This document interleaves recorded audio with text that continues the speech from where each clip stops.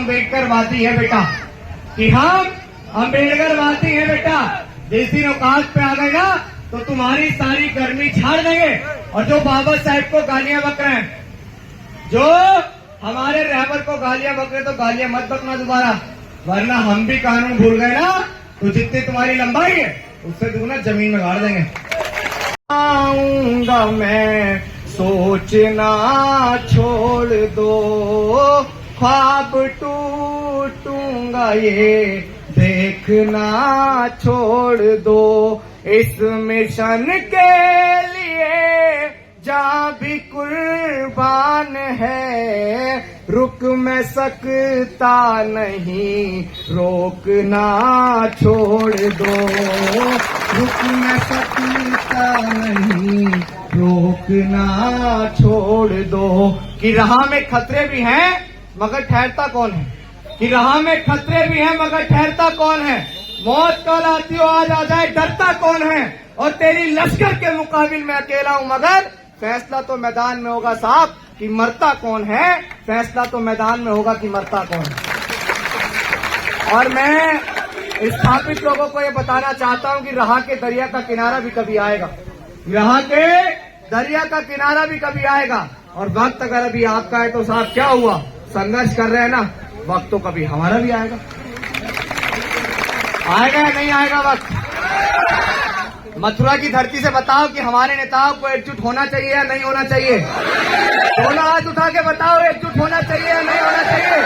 हमारे नेताओं को एकजुट होकर 2024 का इलेक्शन लड़ना चाहिए या नहीं लड़ना चाहिए? आज दुश्मन फूले पेरियार ललई अम्बेडकर और कांशीराम साहब की मूवमेंट को बहुत कमजोर समझ रहा है। आपको इस नीले झंडे को इधर दिखाओ, आपको ये नीला झंडा क्या लाल किले की गद्दी से नहीं लहराना है? बताओ, लाल किले की गद्दी से झंडा लहरना चाहिए या नहीं लहरना चाहिए? बताओ। लेकिन क्या बिखर के लाल किले की गद्दी से झंडा लहर जाएगा? नहीं लहरेगा।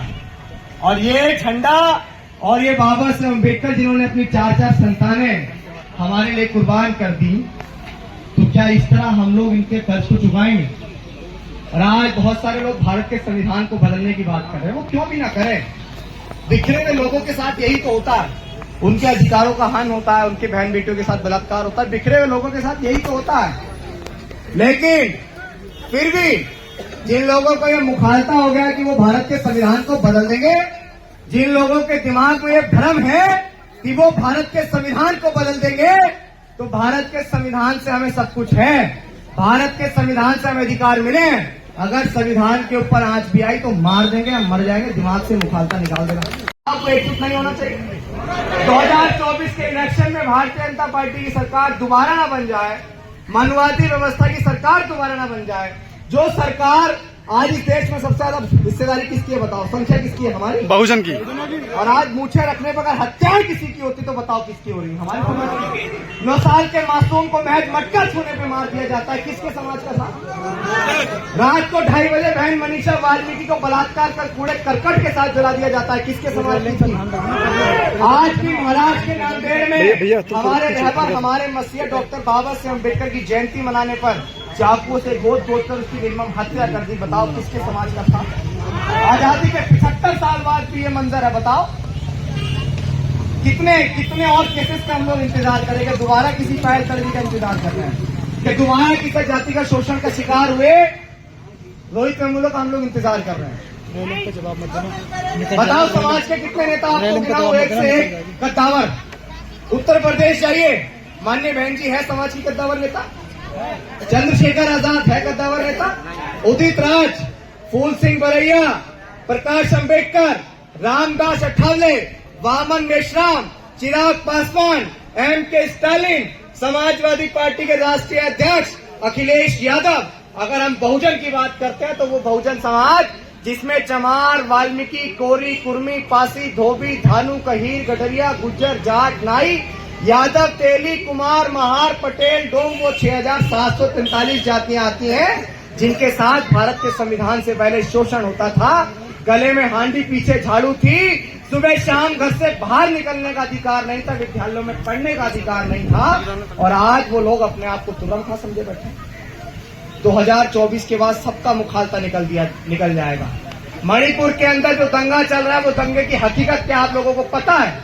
वो दंगा आरक्षण और आरक्षण विरोधियों के बीच की एक लड़ाई है जो एक ट्रायल मणिपुर के अंदर छेड़ा गया है। और 2024 के इलेक्शन के बाद अगर आप लोग कामयाब नहीं हुए तो वो पिक्चर पूरे देश में रिलीज होगी और जब आप सब लोग पिटेंगे तब एहसास होगा नेताओं को भी, जो लोग हमारा विरोध कर रहे हैं उनको भी एहसास होगा कि यार अगर अभिषेक के उस आंदोलन का सपोर्ट कर देते, उस बहुजन जागो मार्च का समर्थन कर देते तो आज पिटते नहीं।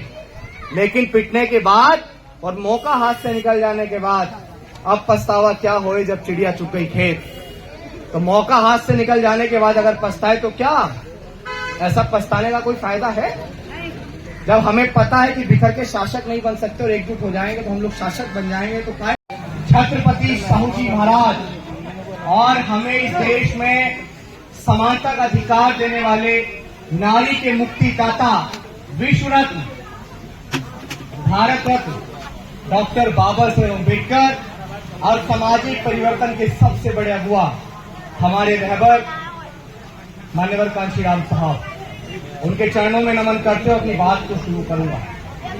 साथियों, जैसा कि आप सभी को पता है कि बीती 23 जुलाई से हमने बाबा साहेब अम्बेडकर की जन्मस्थली मध्य प्रदेश के महू से एक पैदल मार्च का आगाज किया और इस बात को कहते हुए किया कि सोचने से नहीं मिलते हैं तमन्नाओं के शहर, कि सोचने से नहीं मिलते हैं तमन्नाओं के शहर, चलना भी पड़ता है साथियों मंजिल को पाने के लिए, चलना भी पड़ता है मंजिल को पाने के लिए। हमें इस बात का एहसास हो गया। तमाम लोग काफी लंबे समय से इस बात को कह रहे थे कि समाज के नेताओं को एकजुट हो जाना चाहिए, समाज के नेताओं को एकजुट हो जाना चाहिए, समाज के नेताओं को एकजुट हो जाना चाहिए। लेकिन जमीन पे उतर के समाज के नेताओं को किसी ने एकजुट करने का प्रयास नहीं किया।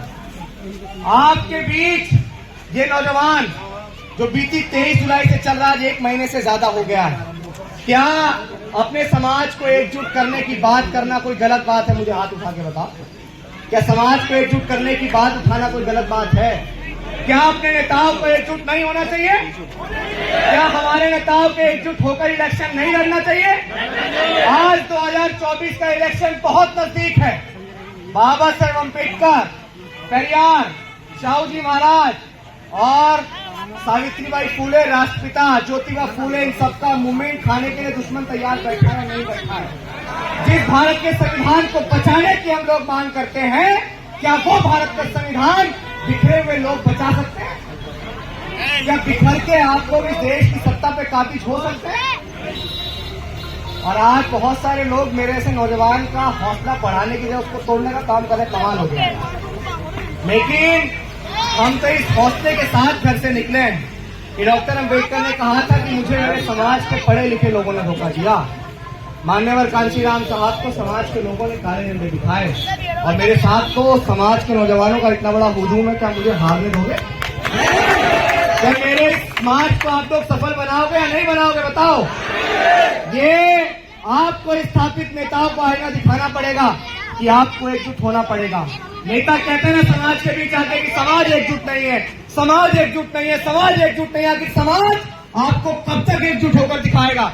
समाज ने कितनी बार हमारे नेता को स्थापित किया? बिखर के कैसे आखिर हम सफल हो जाएंगे साहिब, निखर के आना है तो एक ताही चाहिए साहिब, बिखर के कैसे आखिर हम सफल हो जाएंगे साहिब, निखर के आना है तो एक ताही चाहिए साहिब।